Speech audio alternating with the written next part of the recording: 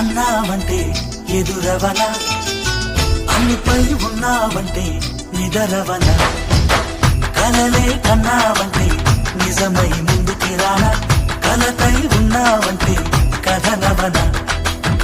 అమ్మలో ఉండే సగం అక్షరం నేనే, నాన్నలో రెండో సగం లక్షణం నేనే. అమ్మ తోడు నాన్న తోడు అన్ని నీకు అన్నే చూడు, చెల్లిపోని బంధం నేనమ్మా చిటి చెల్లెమ్మా, వెళ్ళిపోని చుట్టం నేనమ్మా.